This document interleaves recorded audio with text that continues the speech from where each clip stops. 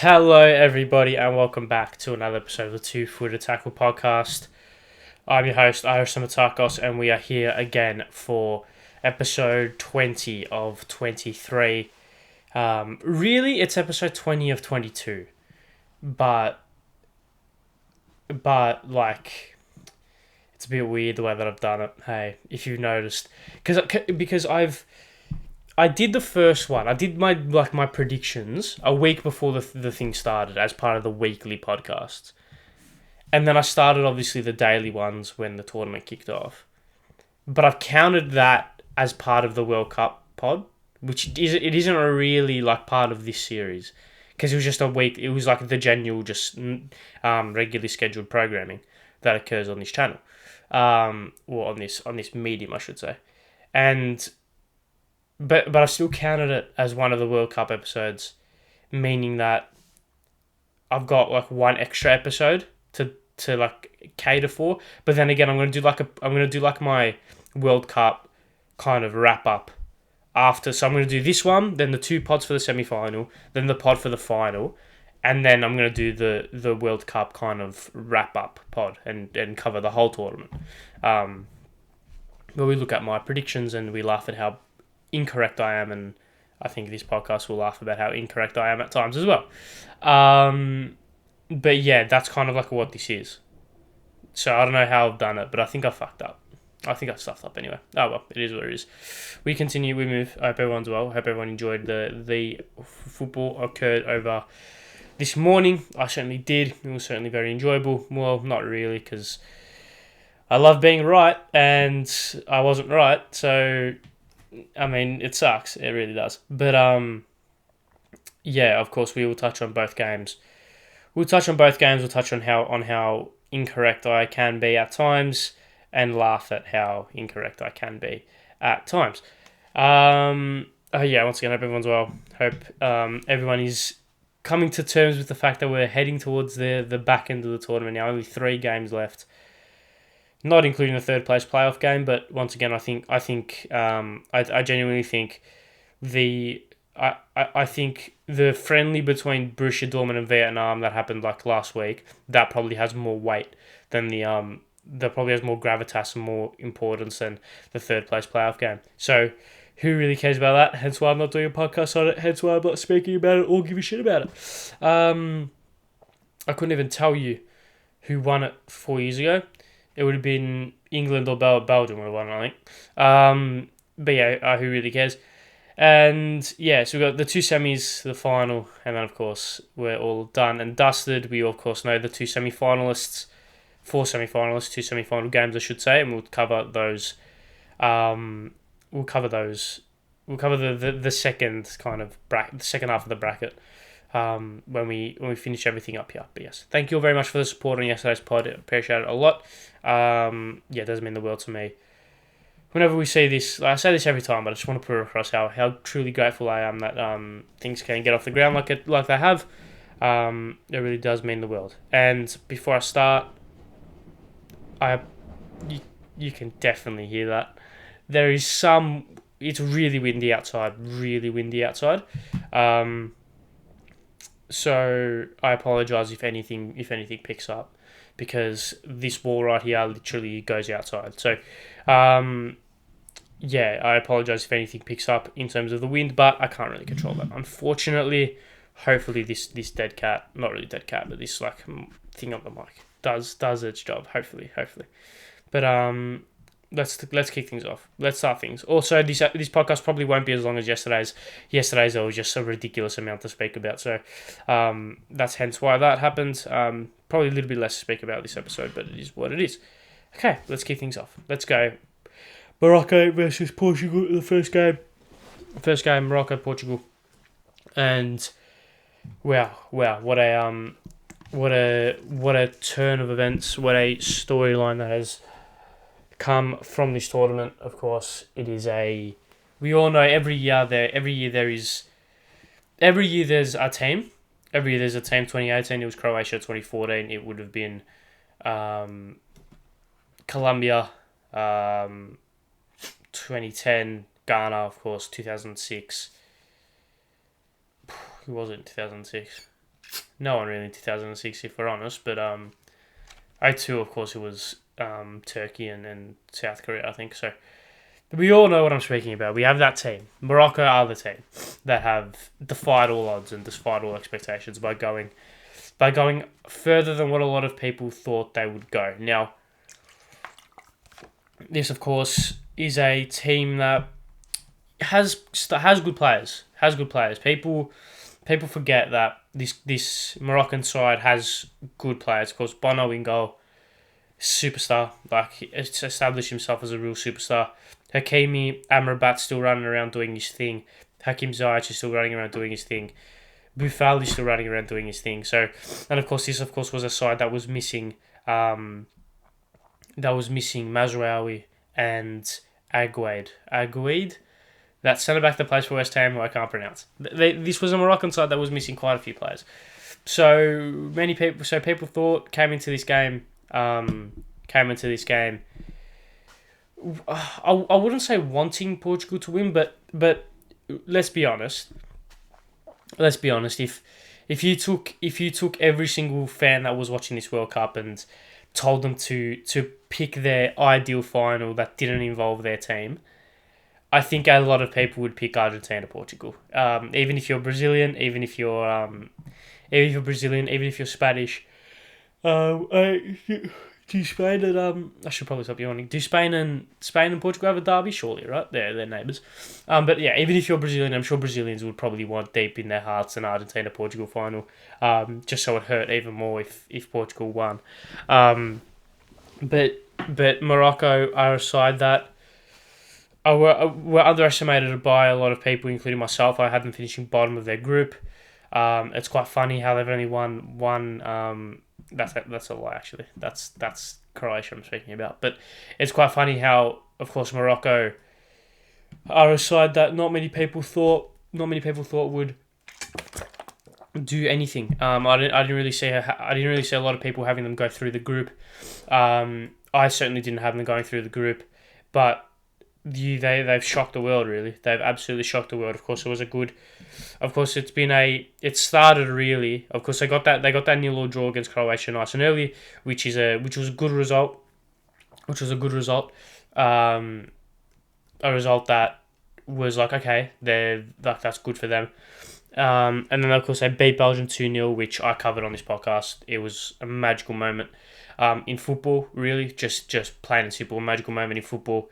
And then, of course, they beat Canada, and that saw them go through top of their group, considering the result from Belgium and Croatia, which ended 0-0. That saw them go top of their group, and it was a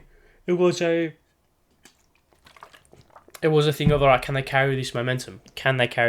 Because not a lot of people, including myself, thought that they were able to carry this momentum into the knockout stages. Of course, they came up against Spain, who, despite not topping their group, are still a fantastic side, right?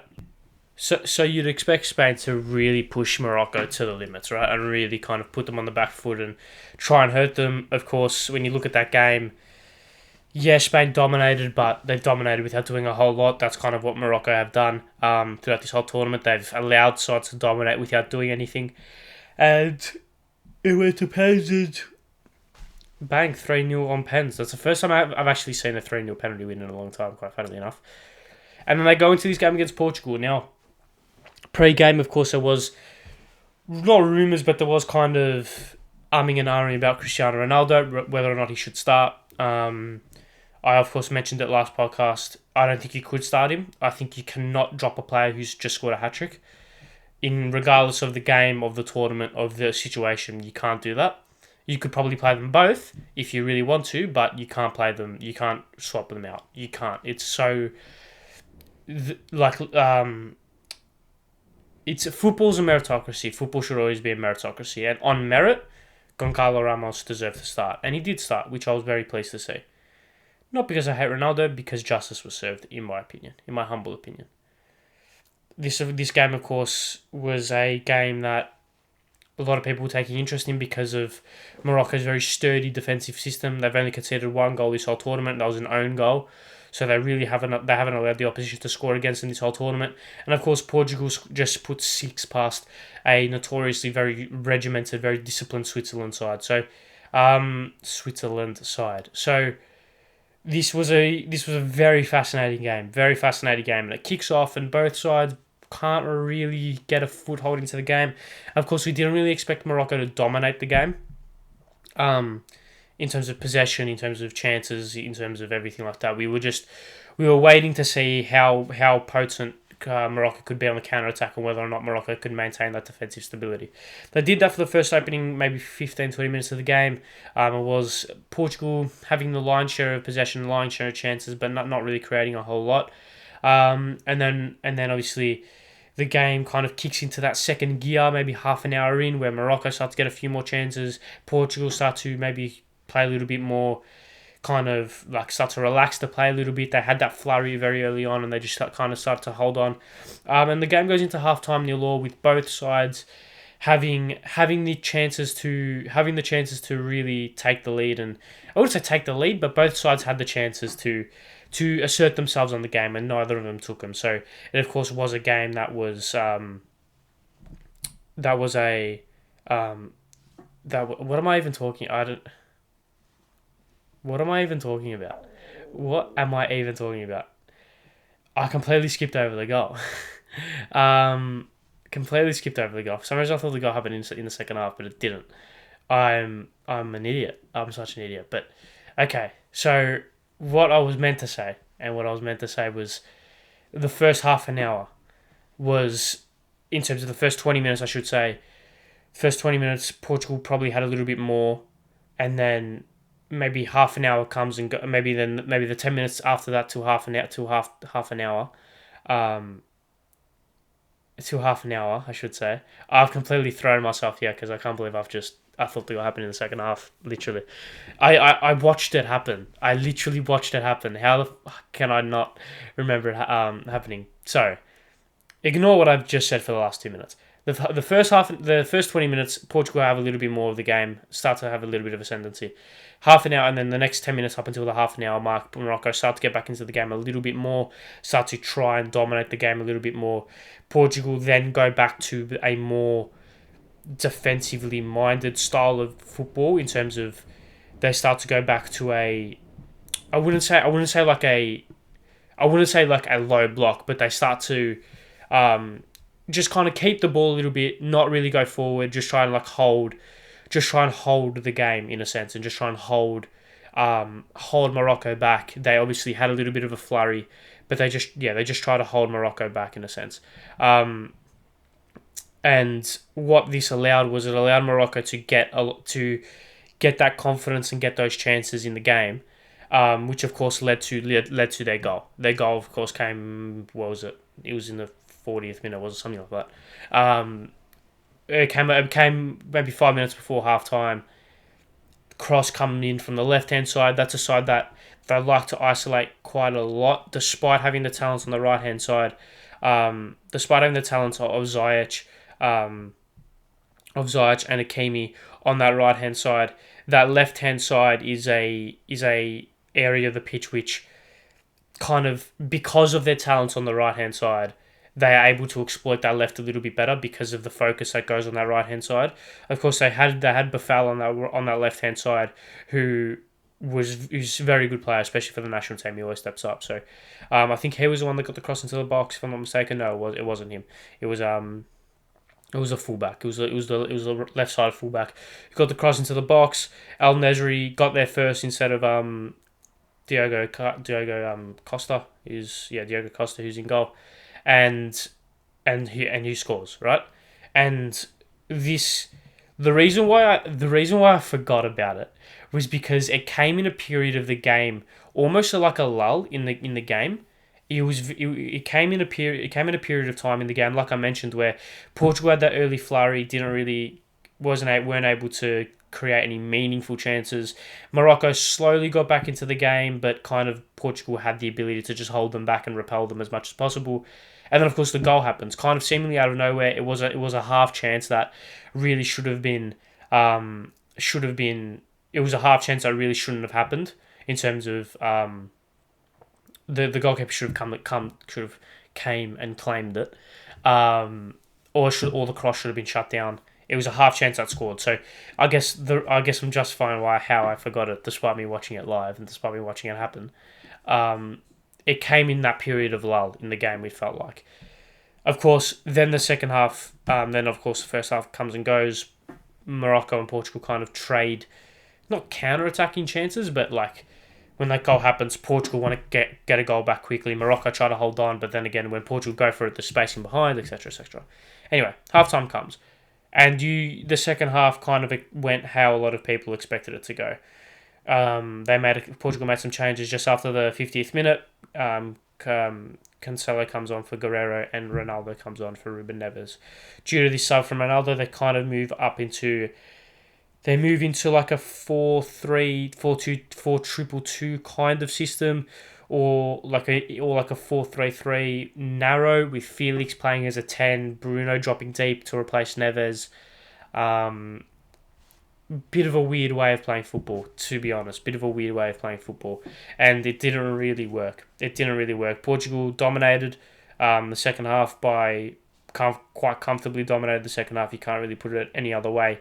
But they weren't, especially in the first, maybe up until the I would say the 70th minute, where they subbed on Vitinha for Otavo and then Rafael Leao for Goncalo Ramos. They didn't really create anything. Portugal were just kind of meh. Portugal, were just kind of meh. Until the back end of the game, where they started creating chances. They started really getting into the game. They started really getting into the game. They started using the talent that they've got to break Morocco down in a sense and really allow themselves to get as many chances as possible, right? So when that happens, of course, there's counterattacks available naturally because Portugal try to really push out and really try to press, try and force mistakes of that Moroccan defense by forcing the issue. I should say, not like doing a high press, but because they tried to force the issue and because they tried to really press really intensely and really aggressively with the ball. They were really high tempo with the ball, especially towards the 70th minute onwards. They weren't able to kind of protect themselves, which allowed Morocco some chances or some half chances, which also meant that Portugal couldn't really risk it because they knew that if they risked it, they turn the ball over, they've got the counter-attack, very susceptible, right? So not a whole lot of chances occurred up until maybe the back end of the game. Of course, that Ronaldo chance just on stoppage time, and then of course that Pepe chance with the last kick of the game practically, which his header saw wide. Now, it's one of those things, right, where that chance happens and it's the last chance. Everyone knows it's the last chance. Full-time whistle goes, euphoria and agony, or agony and ecstasy in one kind of frame, in a sense. And the two perspectives to look at it. You look at it from the Portugal perspective. Of course, Ronaldo was in tears after the game, going down the tunnel. Now, my initial reaction to it, if I'm honest, is I found it hard to sympathise, to be honest. But having thought about it, I've come to my senses. And you hate seeing that. And you saw it with Neymar, you've seen it with Ronaldo. Pray to God we don't see it with Messi, because I don't think I could handle three legends of the game in tears after like that. When it's all but certainly all three of their last World Cups. I mean, Neymar could still go around in 4 years' time, but Ronaldo and Messi were done. I like I said, initially I found it hard to sympathise, but came to my senses and thought, yeah, that sucks. Because you wanted to see him at least be given the chance. I think that's the thing that Messi, or Messi to a lesser extent because he had that chance in 2014, but Ronaldo hasn't got. Ronaldo hasn't had the chance. Hasn't made a final. Hasn't made a semi, I don't think. Has he made a semi? 06 he may have made a semi-final. But apart from that, he hasn't made a semi-final. He hasn't made a final, right? So he hasn't got that chance, and the world needed to see Ronaldo given the chance, and the fact that he hasn't been given the chance sucks. It really does. It really does. Of course, the fantasy storyline of Messi versus Ronaldo isn't happening, hasn't happened, won't happen, can't happen, isn't happening. Should have happened. It's not going to happen though, which sucks, which really does hurt.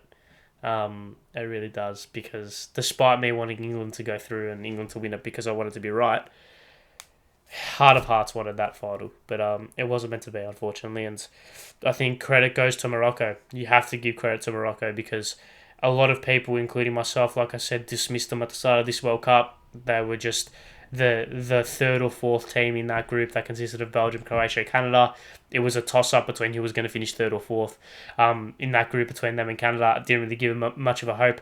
Then when they got through, I thought, yeah, Spain will wipe the floor with them. And they've showed this incredible defensive resolve, this incredible discipline to not lose focus, not lose concentration, and just prove themselves to be one of the best stories to ever come out of the World Cup period. It's a magical moment, a truly magical moment in the history of the tournament. And I thought, I mean, their 2-0 win over Belgium was a historic day for football in their country. Their win over Spain will be a historic day for football in their country. And this win over Portugal will be an even more historic day for football in their country. And then, God forbid, they get over the line against who they verse? God forbid they get over the line against France. That'll be an even more historic day for football in their country. I guess we'll have to wait and see. The fact that they did it without two of their best defenders as well, hats off to them. You cannot do anything other than applaud them, because it was a magical performance.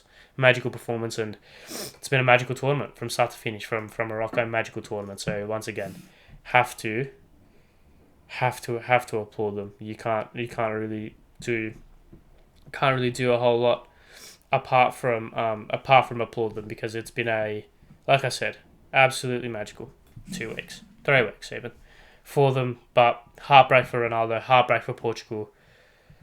Ronaldo's done. Ronaldo's attempt at claiming the ultimate glory, done.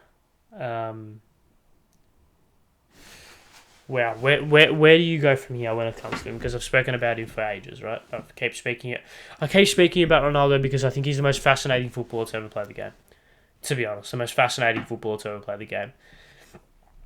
Because he's modelled his game and his lifestyle and his personality on perfection. On perfection. That's what he is. Describe Ronaldo in one word: perfection. From the body to the football talent, to the trophies, to the record, perfection. Except that one trophy. And I think this hurts his legacy more than it would hurt Messi's legacy than if he didn't win it, because of Ronaldo's perfectionist kind of MO. Because of his MO of being a perfectionist, the fact that he hasn't got that trophy, that's going to haunt him. That is going to haunt him so much. And will he be around in 4 years' time? I doubt it. I don't think he'll ever be able to live it down, to be honest. He'll never be able to live it down. Which hurts. Like, it really hurts to think about it, because in an ideal world, I want Messi and Ronaldo to have one World Cup each. Despite me being a Messi fan, despite me thinking Messi's a better player and had the better career, I think you want to see them have one World Cup each. Or at least be given the chance to win one each. That's what I'm saying. The Argentina-Portugal final. But it's football, the cruelest of games. It sucks. It really does. But I don't know where he goes from here. I don't think he's going to have the motivation to play football again, to be honest. I don't see how he can. I genuinely don't see how he can. Because what else does he have to achieve? What else? What? He's going to go win the Saudi Arabian League? The bloke doesn't need money. The bloke does not need money. He prints money. The bloke prints money. The only thing he wants is trophies. And he's got every trophy. Except one. And he can't get that one. So what's the point? If Ronaldo announces his retirement, I won't be surprised. I genuinely won't be surprised. There's nothing else for him to achieve. Nothing else for him to achieve. He can't win the World Cup next year. I mean, already won the Euros. Come on. So yeah, I don't know what he's gonna do, but I wouldn't be surprised if we don't see him run around again in a football shirt, to be honest. But let's move on to the other game, France England. Now, France England. This game, I hate this game so much. I hate it because I want to tell you why I hate it. I hate it for a couple of reasons. Now, reason number one is actually no. There's no real reasons. There is one big reason that has subcategories, and the big reason is I'm right. Like I know I'm right. I know I'm right. But for some reason, football and the footballing gods don't want me to be right. Now, for those who aren't regular listeners, or for those who don't know my predictions, I said France would flop this tournament. I said England will win the tournament. I even predicted yesterday that Morocco would win 1-0 and England would beat France. I can't remember what I said. I think I might have said England 2-1 or something. But England should have won that game. England were by far the better team. I don't really want to go through this game like I've done the other games, because I feel like it's a little bit more of a nuanced game than that. There's a couple of talking points I want to bring up. Firstly, the penalty situation. Now, so many people on Twitter have said, "Oh, England, the penalty merchants, whatever," and I tweeted this. Okay, the first pen, stonewall, absolutely stonewall, and Saka cuts inside, gets fouled, literally stonewall pen. Second pen, absolutely stonewall once again. Granted, they weren't creating a chance from it, but don't blame Mount for going down when Theo Hernandez just shoves him in the back and shoulder charges him in the back. It's a clear pen every day of the week. Every day of the week, it's a clear penalty. 2 stonewall penalties. And arguably, they should have got a third in the first half. They arguably should have got a third. I don't think they should have, but you can make the argument, right? And then you look at the chances throughout the game. England dominated. England dominated the game. 16 shots to 8. 3 big chances to 2. They hit the woodwork whereas France didn't. 8 shots inside the box. Lloris made 3 more saves than Pickford. It's so cruel. It's so cruel on England. It is so cruel on England. Because they were really good. Really, really, really good. Kane looked really good. Saka looked great. Foden looked great. Bellingham looks a joke. Henderson looked good. They all looked great. They all looked really, really, really good. And France didn't. France didn't look good. I'm honest. I'm going to be honest. This might be unpopular. France didn't look good at all. At all, France didn't look good. But it was meant to rocket by Tchouaméni, 15 minutes in, was it? Yeah, 17 minutes in, a rocket from Tchouaméni. England dominate that half. Before second half comes,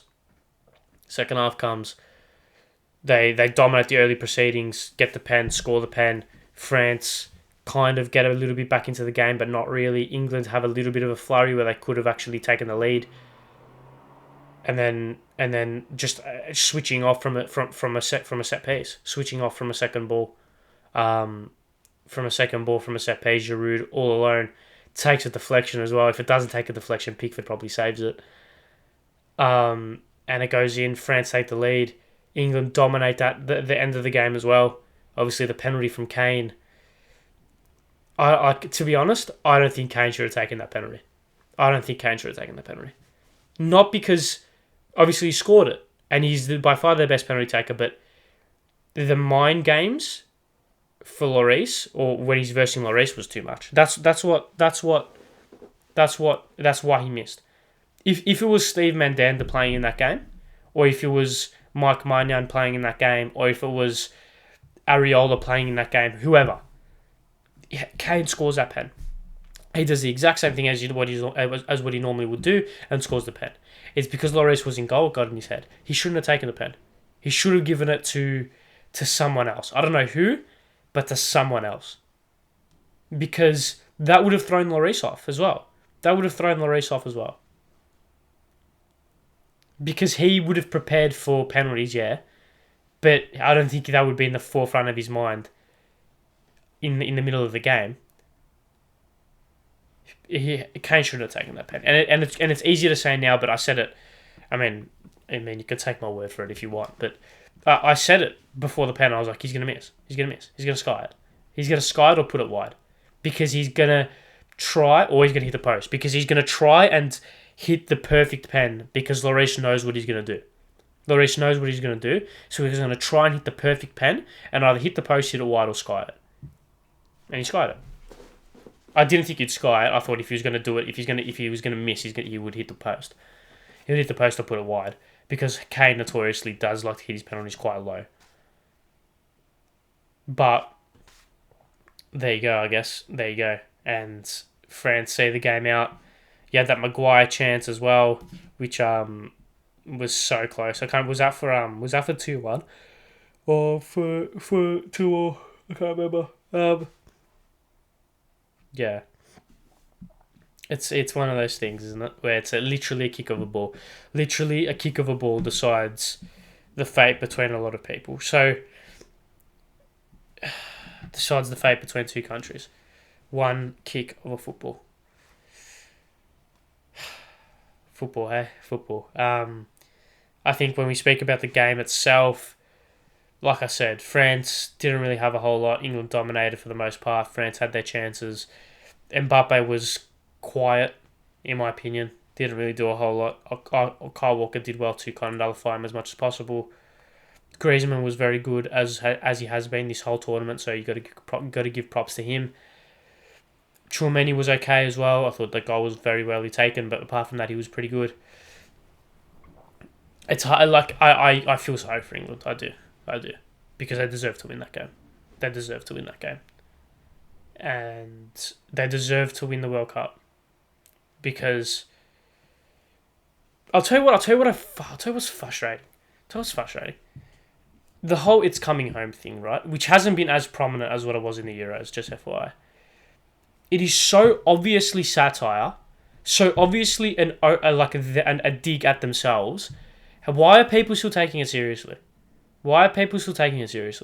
It is so obviously a dig at themselves, so obviously a dig at the fact that they're shit, or they've been shit for so long. Why do people care so much? Just laugh, it's funny. Or even like the Southgate "you're the one" chant, which is great. I don't know, I think people need to line up a bit. And I would so much rather see England win it than France. Or like Argentina. Yeah, every day of the week. I'd rather see England win it. Because,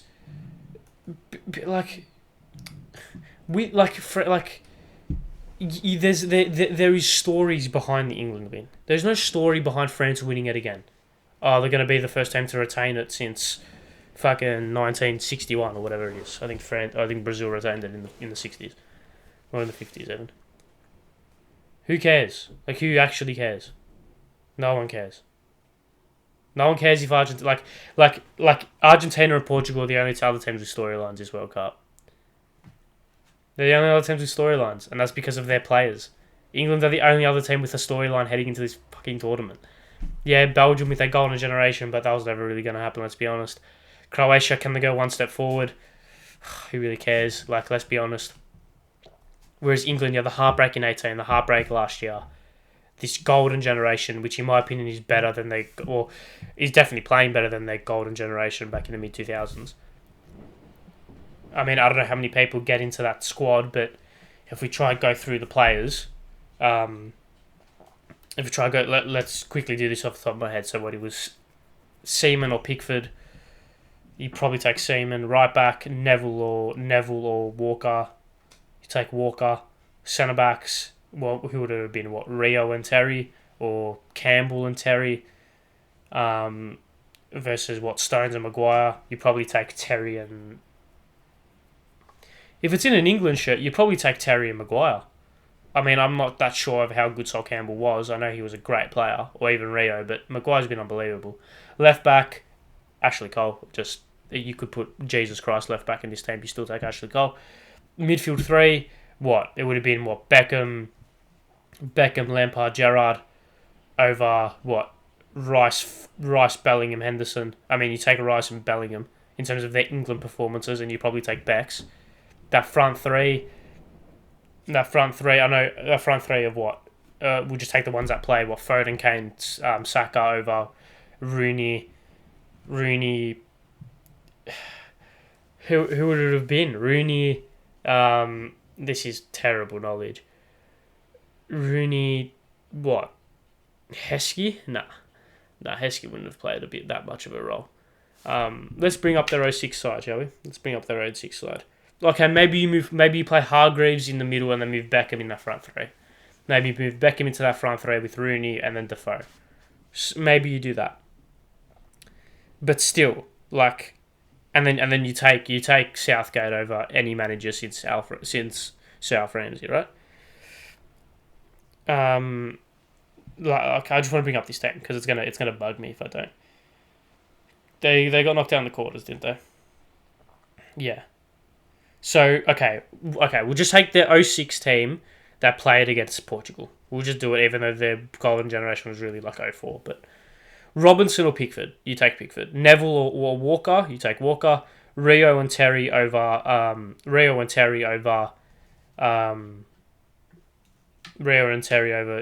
Stones and Maguire. You probably take Terry and Maguire, probably. Ashley Cole left back. They went with Beckham, Gerrard, Hargreaves, Lampard, Cole, Rooney. Joe Cole, that was the one I missed. I was gonna say Cole, but I thought, did he really play that much for England? Versus what? Versus that front six of Kane, Foden, Saka, Rice, Bellingham, Henderson. You probably take Kane up front over Rooney. You take Kane up. Oh, but Rooney in 06 was great. For England, Rooney's top goal scorer still, isn't he? So you take Rooney. On the left, you take Foden over Cole. I love Joe Cole. I adore Joe Cole. But you take Foden over Cole. That midfield three. On the right, you probably take Beckham over Saka. And that midfield three, you probably take Hargreaves. Rice, Bellingham. Or Gerrard, Rice, Bellingham. I love Lampard, but I don't think you can take Lampard when you're talking about an England shirt. And then you take fucking Sven-Goran Eriksson or Gareth Southgate. Jeez. Sophie's choice, that one. And that transitions me on perfectly to Gareth Southgate. Now, once again, I said this. I've said this for so long, and I'm not going to not say it now. I've said this for the longest time, and I'm not going to stop saying it now that they've been knocked out. England should not sack Gareth Southgate. England should not sack Gareth Southgate. If they sack Gareth Southgate, it will be the worst decision that they're going to make. It is the worst decision. He's their best manager since the manager that won it in 66. He's the only manager, in my opinion, that in world football that is currently available and that will be willing to go to the England job that can get the best out of these players. He has got this team playing really good football. Really good football. They deserve to beat France. They dominated the game. And they were a penalty shootout away from winning their first trophy in however many years with the Euros. They were, once again, a penalty shootout away or a penalty kick away from going into extra time against France, so they probably would have run over the top of them. There has been, if I quickly do the Google, how many, World Cup winning coaches. Let's quickly do the math, shall we? List of World Cup winning managers. Okay. So there has been in the history of the World Cup, there has not been a manager that has managed a national team that wasn't their own that has won the World Cup. So surely to me, that's proof in the pudding right there that you need to stick with Gareth Southgate. Not only that, but the fact that Gareth Southgate has this England side playing better than any England side has ever played since they last won the World Cup. The fact that the players clearly adore him and clearly will do anything for him. The fact that he knows every player inside out because he's worked with them at youth level. He's worked with them at underages level. The fact that he's playing very, very good football, integrating youth, Bellingham, Foden, Saka. The fact that he's using these players and using them perfectly as well. The fact that he's given England their three best tournament performances since the 2006 World Cup. All of this, to me, screams you can't sack him. You cannot sack him. It would be a boneheaded decision to sack Gareth Southgate. I don't care if this tournament is a failure. I don't care. Because the last three tournaments, including this one, have been such a big success. It's not even funny. The last three tournaments, including this one, have been a massive success, and I don't want to hear otherwise because Gareth Southgate is the perfect man for this England team. The perfect man for this England team. He's not a club coach. He's an international manager, and there is not a manager available on the market that can get better out of this squad. Name me one. I implore you all. Name me a manager in world football that will be willing to go to the England job, that the FA will be willing to hire, and could get something better out of this squad than Gareth Southgate. You can't. Don't give me Tuchel because he won't go to England. And even still, if you think Southgate football can be boring at times, England fans are going to want Tuchel out within their first match. Don't give me Tuchel. I think Potter or Eddie Howe would have been good options, but they're obviously unavailable. You cannot name me one. Gareth Southgate is the guy. In my opinion. I don't want to hear otherwise, because he is. I mean, if I'm thinking of the Euros as well, there's only one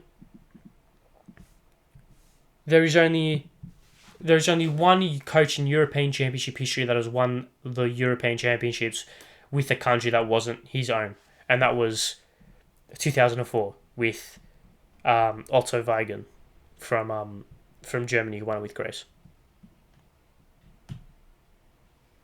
Otto Regal, he won it with Greece as a German.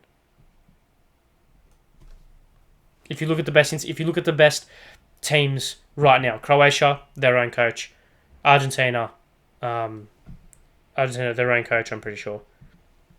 Let's look at the teams. Let's look at the teams in the semi-final. France, Deschamps, their own coach. Croatia, their own coach. Right? Croatia, their own coach. Argentina, their own coach. And Morocco, their own coach. If Morocco are using this formula, then it works. Even if we look at the round of 16. Even if we look at the teams you lost in the quarterfinals, everyone has a manager from their own nation. Even the ones you lost in the quarters. And unless you're going to buy out Graham Potter or unless you're going to buy out Eddie Howe, there's no point. Absolutely 0 point to sacking Gareth Southgate.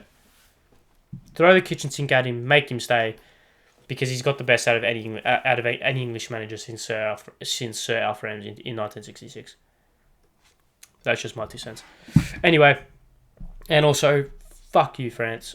Sorry, I shouldn't have said that, but you're actually not that good, but you keep winning, and it's so confusing.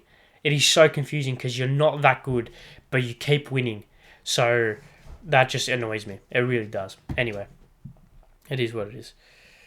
Let's finish things up. Let's preview the 2 semis. Once again, preview, no kind of explanation. Both games are on at 6 o'clock, which fucking is very annoying. Very annoying, but it is what it is. It's going to be Argentina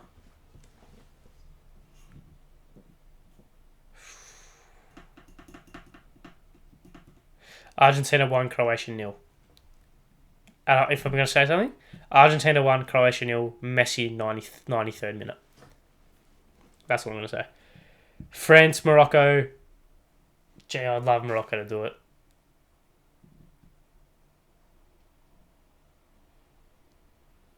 I would love Morocco to do it. But France 1, France 2, France 2-0. Also, shout out to a good friend of mine, Dim Cosma, who you probably won't be listening, but I'll make sure to let him know to tune in at 45 minutes. Shout out to him, because he told me. Granted, it may have been in a drunken state, but he told me Morocco are going to go to the semi-finals. So if you want the fucking tats lot of numbers, ask him, because he's the oracle. He should be doing this podcast, not me. Which is something that I literally remembered as I started filming, and something that I want to bring up. But yeah, Dim, if you're watching, well done, mate. That's one of the first things you're ever going to get right, and yeah, one of the first things and the only things you're probably ever going to get right. So there you go. But yes, all right, we're done. Thank you all very much for watching another episode of the 2 Foot Attack podcast, World Cup edition. 20 down to 21 down. No, 20 down, 3 more to go. Can't wait for the semi-finals. We'll be back in a couple of days. Of course, we'll be back in a couple of days. The 14th, I'll be back. So a couple of days off, which is okay. But yeah, thank you very much for watching another episode. See you guys in a couple of days. Leave your thoughts in the comments below. Leave your thoughts on the games, predictions as well. Share it around. Subscribe. All the links are in the description on YouTube, and all the social links are in the link trade bios in both Twitter and Instagram. Are in the bios of Instagram. All the link trade links are in the bios of Twitter and Instagram. There you go. And then all the relevant social links are in the description as well. Thank you all very much for watching. Thank you for the support once again. We're getting to the crunch time, getting to the business end of the World Cup, which is exciting. Thank you for watching. See you guys next time in a couple of days. Goodbye.